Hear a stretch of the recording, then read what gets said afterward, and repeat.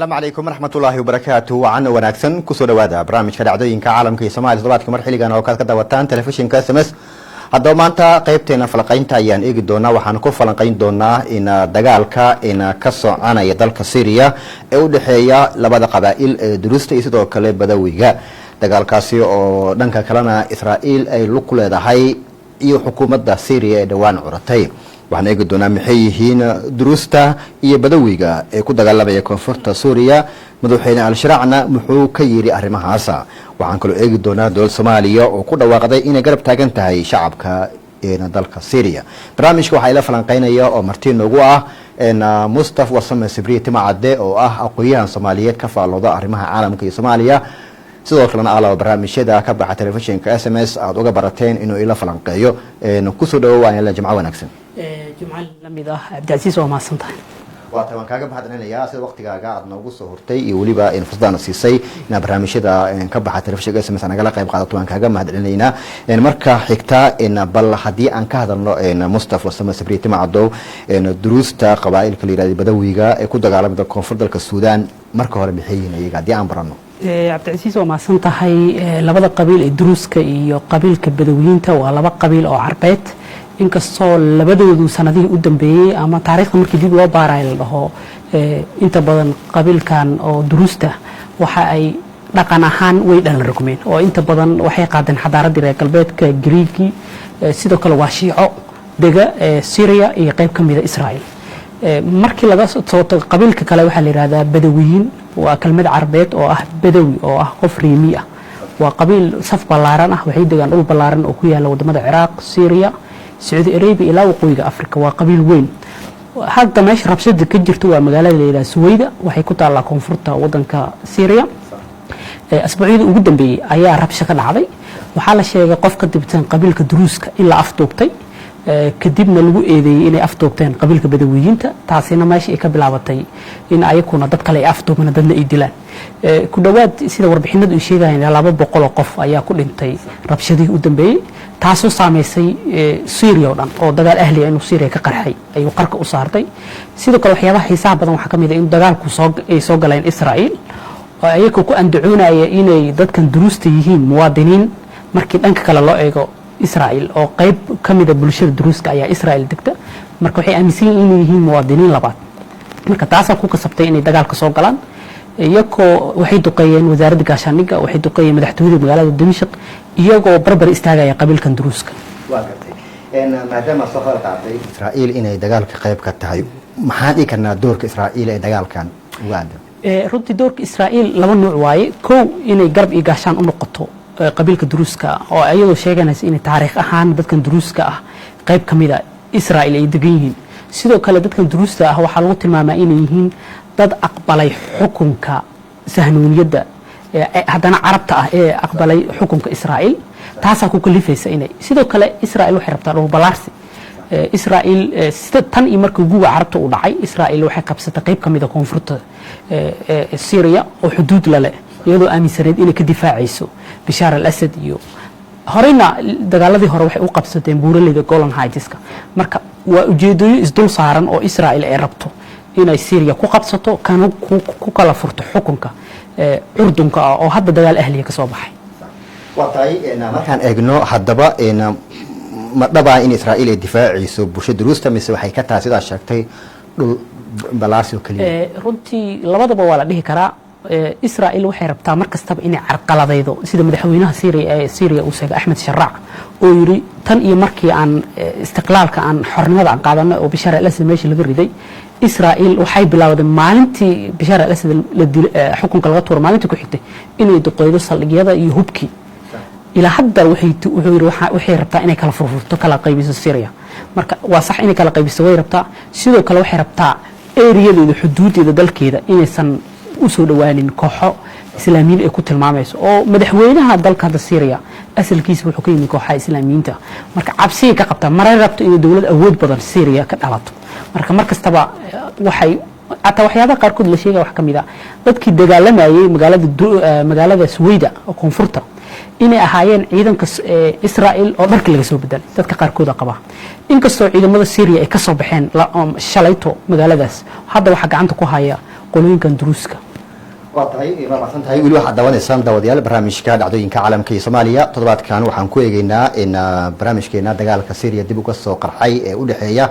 labada qabaa'il ee Durusta iyo sidoo kale Badawiga waxa ila falanqeynaya Mustafa Farsamo Sabriye Timcade oo ah aqoonyahan Soomaaliyeed kana faalooda arrimaha caalamka ee Soomaaliya Mustafa dhankan markaan eegno haddaba maxay yihiin in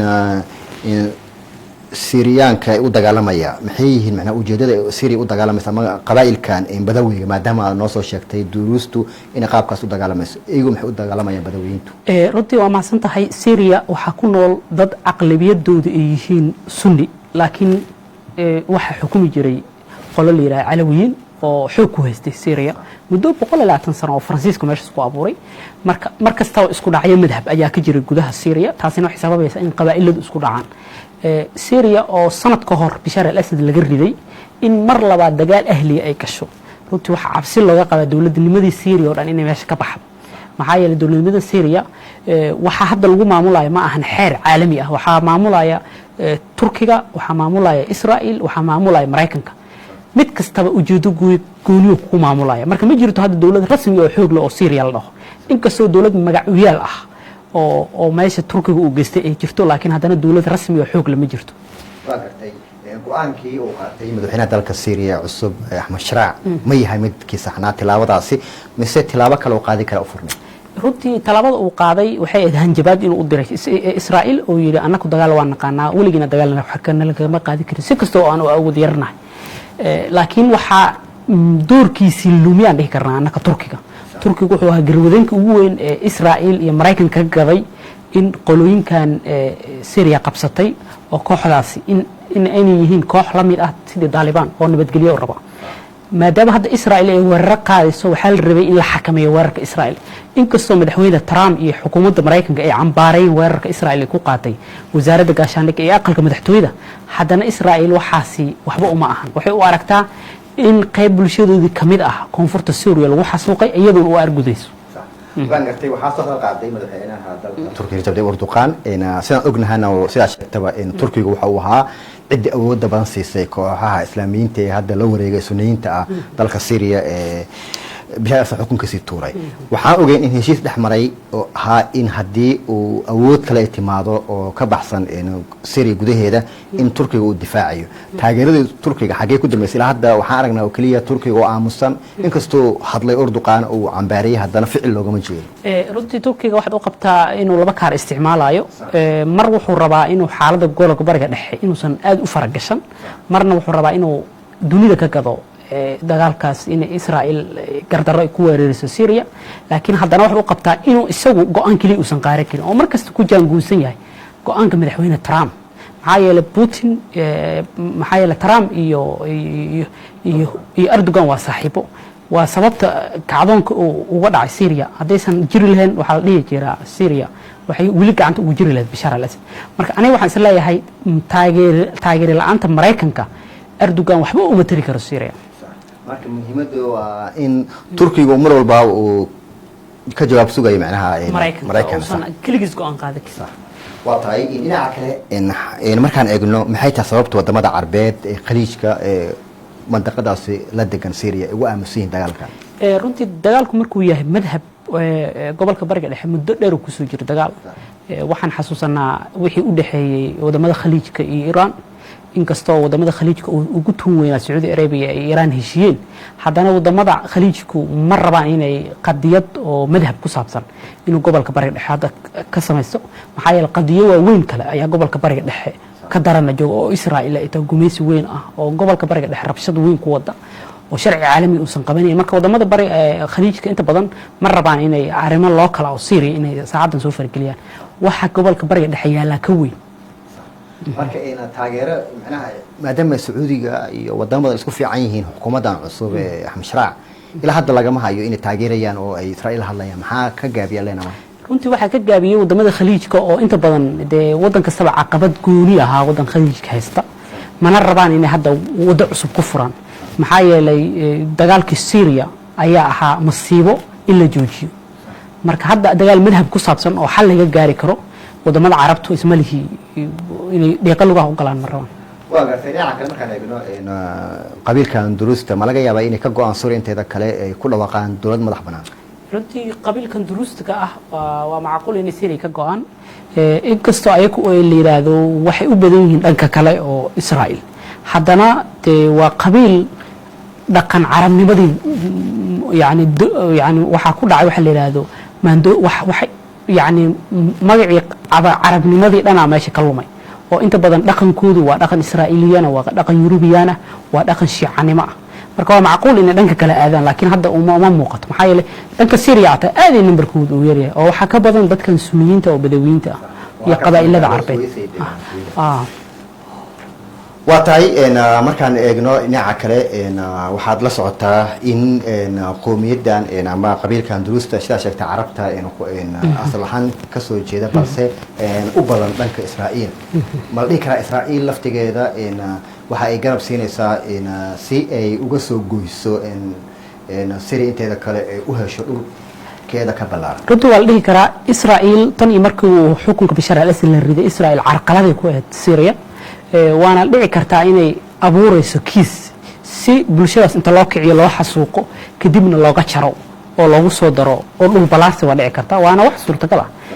dowladda Israa'iil markastaba waa jasiirad fidaysa sidii badweyn u fidaysa ma ahan dal maalin kastaba dal ay xubin ka goosataa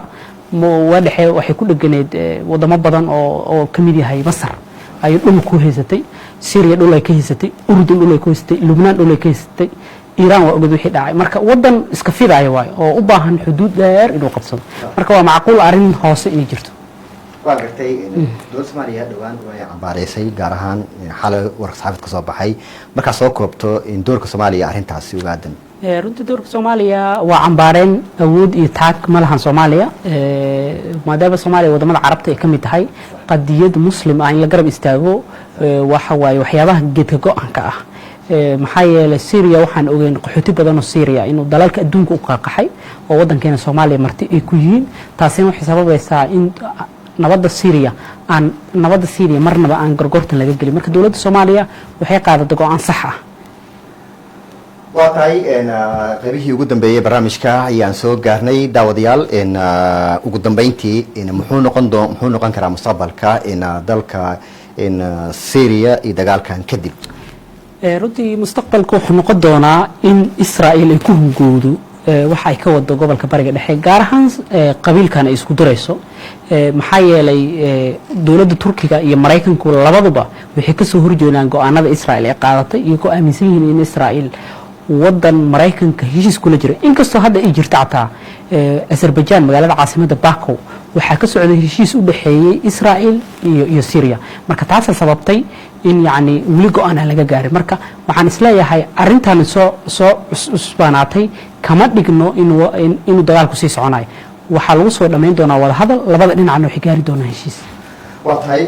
aad maasan tahay daawadayaal intaasaan jeclaan kusoo gabagabayno barnaamijkii dhacdooyinka caalamka ee Soomaaliya